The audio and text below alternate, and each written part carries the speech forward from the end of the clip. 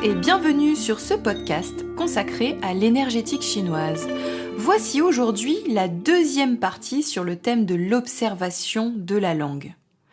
Je vous ai parlé la dernière fois des 4 examens en médecine chinoise, l'observation, entre autres de la langue, l'audition et l'olfaction, le questionnement et la palpation.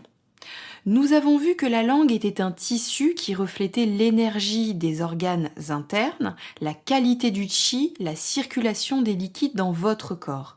N'oubliez pas que lorsque ça circule, tout va bien. Alors, quelles sont les différentes manières d'observer votre langue? Quelles interprétations pouvez-vous faire? Tout d'abord, l'observation doit se faire à la lumière du jour. Vous devez tirer la langue le plus naturellement possible et pas plus de 10 secondes, sinon la couleur et l'humidité vont changer. La première manière d'analyser votre langue, c'est de la représenter en 3 parties. La partie antérieure, c'est-à-dire le bout de la langue, le milieu et le fond de la langue. Ces 3 parties correspondant aux 3 foyers du tronc de notre corps. Le devant de la langue est en relation avec le foyer supérieur qui comprend le cœur et les poumons. Le milieu de la langue nous renseigne sur le foyer médian en lien avec le digestif, la santé de la rate, de l'estomac, du foie, de la vésicule biliaire.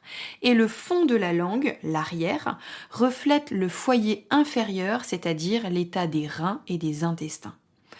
Ainsi, en fonction de la couleur, de la répartition de l'enduit, vous pouvez déjà voir quel foyer, quelle partie de votre corps est la plus chargée ou la plus faible.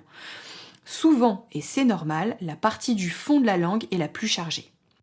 Ensuite, vous pouvez regarder le corps de la langue, c'est-à-dire sa forme et sa couleur.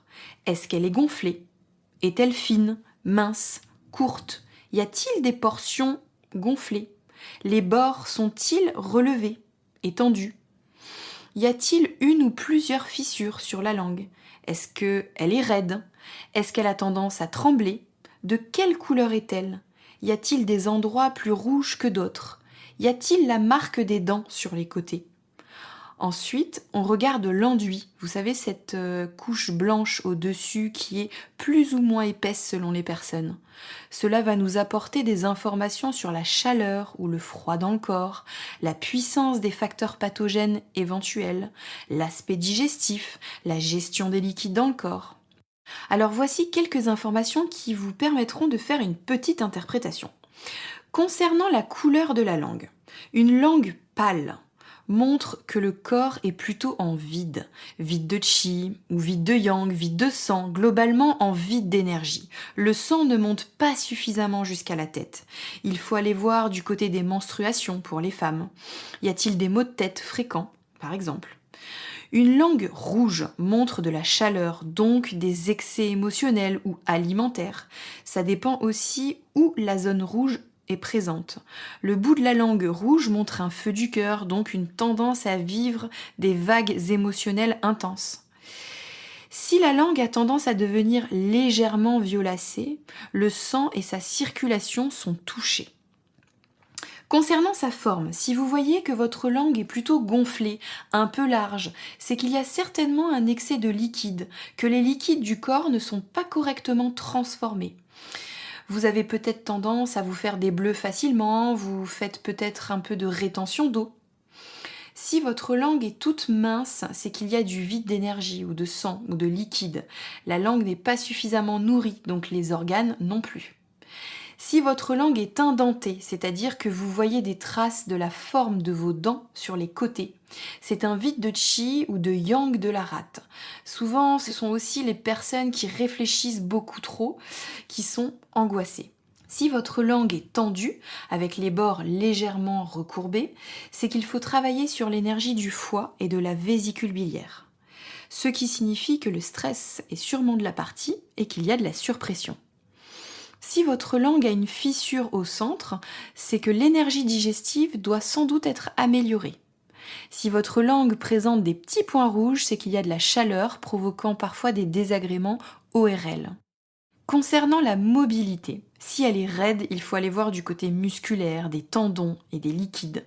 Si elle est tremblante, c'est qu'il y a du vent interne, donc il faut traiter entre autres l'énergie du foie.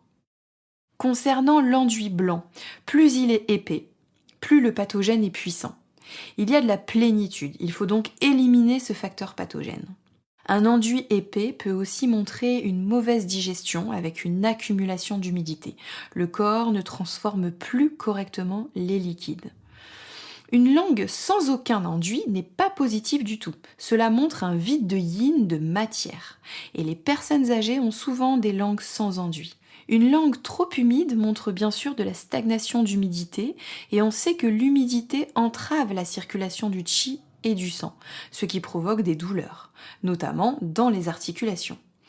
Une langue sèche révèle une mauvaise gestion des liquides pour différentes raisons, soit parce que le feu émotionnel ou digestif brûle tout, soit parce que l'insuffisance d'énergie empêche de faire monter les liquides jusqu'en haut du corps. L'enduit peut être aussi de couleur légèrement jaune, ce qui montre la présence de chaleur. Bien sûr, cet examen de la langue n'est pas suffisant pour faire un bilan complet.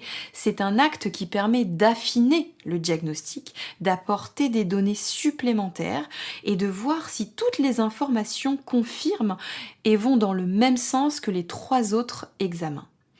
N'hésitez pas à consulter un praticien qui saura vous faire un bilan complet. Et en attendant, observez votre langue et essayez de mettre en relation vos habitudes de vie avec l'aspect de votre langue. Vous serez très étonné. À bientôt!